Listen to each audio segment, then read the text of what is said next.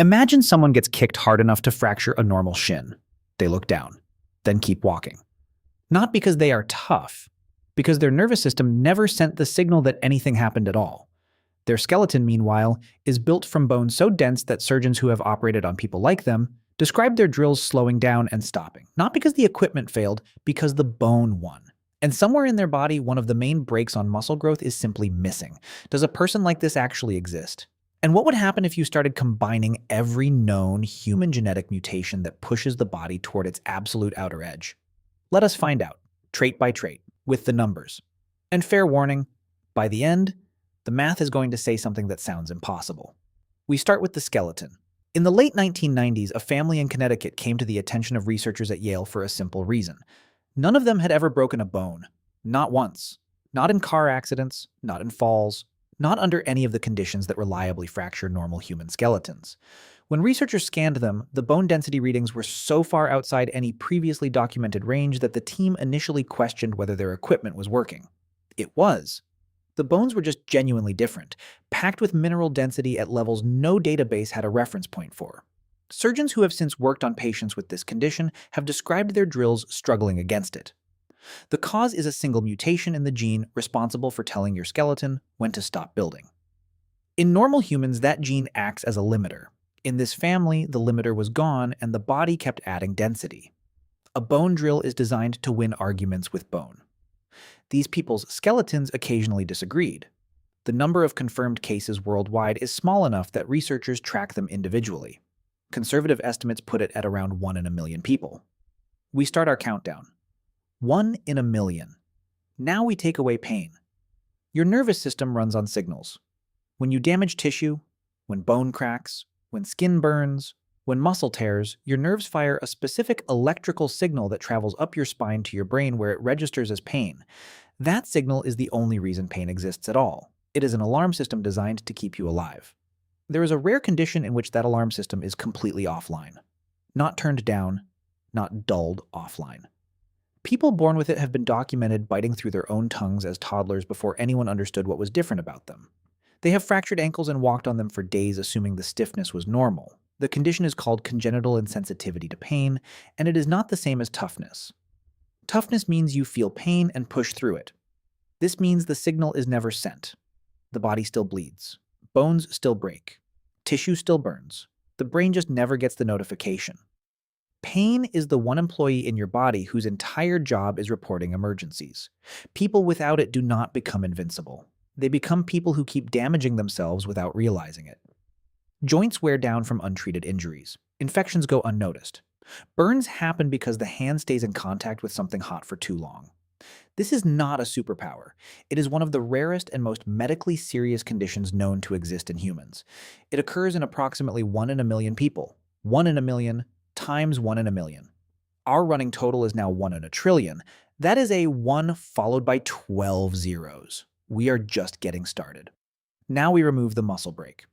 In the year 2000, a child was born in Germany whose physicians had no reference point for what they were measuring.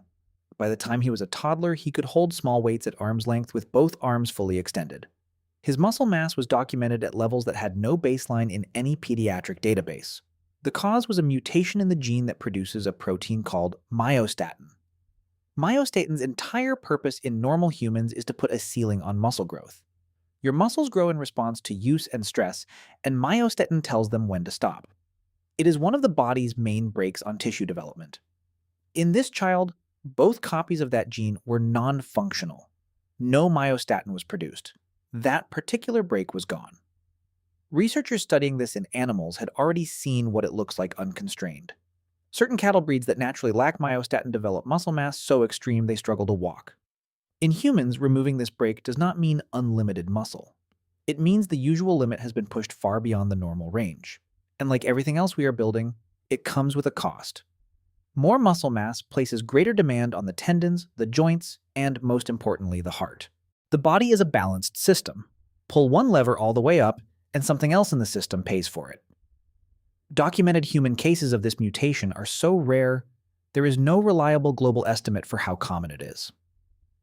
For the purposes of this thought experiment, and it is a thought experiment, let us give it the same 1 in a million placeholder as the others. 1 in a trillion times 1 in a million. We are now at 1 in a quintillion. That is a 1 followed by 18 zeros. Now we add the oxygen advantage.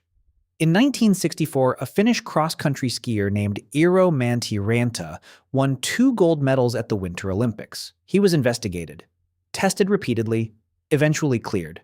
But researchers kept studying him because his blood was doing something that should not have been naturally possible. His body produced dramatically more red blood cells than a normal human because of a mutation in the gene responsible for regulating their production. In normal humans, that gene puts a ceiling on how many red blood cells get made. In Mäntyranta, that ceiling was considerably higher from birth with no drugs involved. His blood carried more oxygen per unit of volume than almost anyone he competed against. The mutation was later confirmed in more than 200 of his relatives. Not all of them became elite athletes, but all of them carried the same genetic advantage in their blood. That advantage also came with a cost. Blood that carries more oxygen because it contains more cells is also thicker blood. And thicker blood carries real medical risks that Mäntyranta and his family had to manage throughout their lives. This mutation is estimated to occur in roughly 1 in 200,000 people. 1 in a quintillion times 1 in 200,000. We are now somewhere beyond 1 in 100 quintillion. And biology, it turns out, is not a character creation screen. Here is what a video that stops at the impressive numbers does not tell you. These traits do not add up like bonuses. They do not stack cleanly. The body is not a collection of independent modules, each running separately without affecting the others. A person with no pain signals, unusually dense bones, no normal myostatin break, and elevated red blood cell production is not 4 times more capable than a normal person. They are a person managing 4 rare medical conditions simultaneously, each of which comes with its own costs the exciting version of the story leaves out.